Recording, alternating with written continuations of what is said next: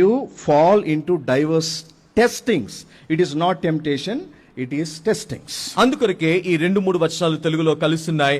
మీరు నానా విధములైన శోధనలో పడినప్పుడు, అంటే శోధన కాదు గానీ పరీక్షలలో పడినప్పుడు అది మీకు మహానందమని ఎంచుకొనుడి అంటున్నాడు. Always testings come from God's side, but temptation comes from Satanic side. పరీక్ష ఎప్పుడు కూడా దేవుని యొద్ద నుండి వస్తుంది, ఈ శోధన అపవాదైన సాతాను నుండి వస్తుంది. Testings are for spiritual improvement and enhancement, but temptation is for spiritual deterioration. పరీక్షలు అనేవి మనము ఆత్మీయంగా అభివృద్ధి చెంది వర్ధిల్లుట కొరకు, కానీ శోధనలో ఆత్మీయంగా దిగజారుట లేదా ఆత్మీయంగా పడిపోటకు వస్తాయి. Satan approaches believer to tempt, to make him downfall, to commit sin. సాతానుడు ఒక విశ్వాసిని చేరుకొని వారిని శోధిస్తాడు. ఎందుకొరకు?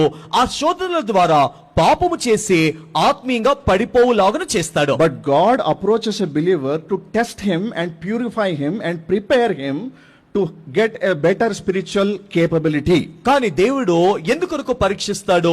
దేవుడు పరీక్షించుట ద్వారా మనల్ని పవిత్రపరిచి ఆత్మీయమైన ఉన్నతమైన స్థాయిలోనికి తీసుకుని వెళ్ళుట కొరకు దేవుడు మనల్ని పరీక్షిస్తాడు. So a temptation can be an evil thought in your mind. శోధన అనేది ఒక చెడు ఆలోచన మీ మనసులో రావచ్చు. Before committing any sin for a believer, it should definitely come as a thought, and voluntarily by choice believer would commit sin.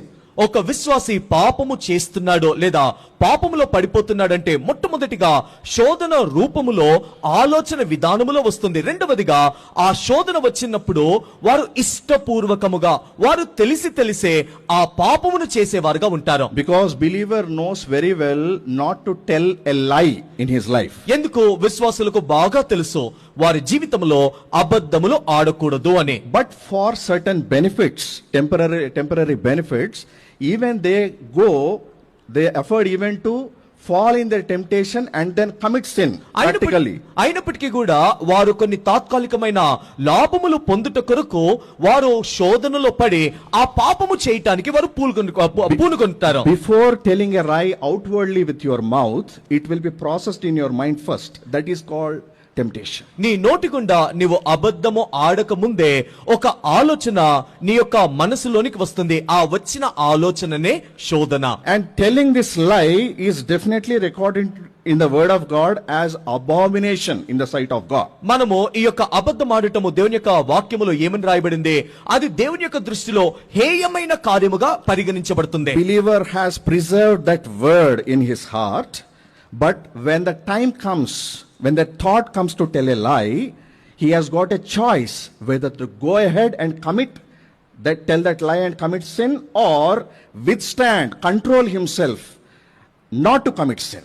దేవుని యొక్క వాక్యము లేదా దేవుని యొక్క హెచ్చరికలు ఏవైతే ఇవ్వబడ్డాయో అవన్నీ కూడా ఒక విశ్వాసి తన హృదయంలోనే ఉంచుకొని లేదా దాచిపెట్టుకొని ఒక శోధన వచ్చినప్పుడు తనకు అవకాశము ఇవ్వబడుతుంది. తాను పాపము చేసి లేదా ఆ శోధనకు లొంగిపోయి పాపములో పడాలా, లేదా ఆ శోధనకు లొంగకుండా తాను స్థిరుడిగా నిలబడి ఆ పాపమును జయించాలా అన్న ఎంపిక ఉంటుంది. In other words, ఇంకో మాటలో, any thought which arises in your mind which is contrary to the word of God can be defined as a temptation.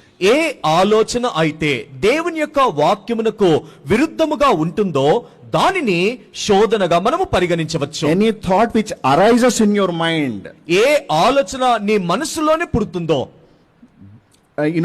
which is contrary, which is against the word of God. దేవుని యొక్క వాక్యమునకు వ్యతిరేకమైన ఆలోచనలు. A believer very well, if he knows very well about the word of God, and a thought comes which is contrary to that information up to that extent whatever he knows, then that can be called as a temptation. ఒక విశ్వాసికి దేవుని యొక్క వాక్యము బాగా తెలిసి దానికి వ్యతిరేకముగా ఏవైతే ఆలోచనలు తన మనసులో పుడుతున్నాయో దాన్ని మనము ఖచ్చితంగా శోధన అని పరిగణించవచ్చు. So a believer, a true believer will feel pressurized not to commit sin, and he will try to control himself not to commit it practically. అందుకొరకే ఒక విశ్వాసి వారు పాపము చేయాలన్న ఆలోచన వచ్చినప్పుడు వారిలో ఒక పోరాటము, ఒక ఒత్తిడి ఉంటుంది, వారు పాపము చేయకుండా నిలబడాలి అని. That is the reason in this fragment we see in verse 12, ఆ కారణాన్ని బట్టి ఈ మొదటి అధ్యాయము 12వ వచనం యాకోబు రాసిన పత్రికలో మనం చూస్తాము. Blessed is the man, a believer, who can endure or have patience in controlling the temptation rather committing the sin.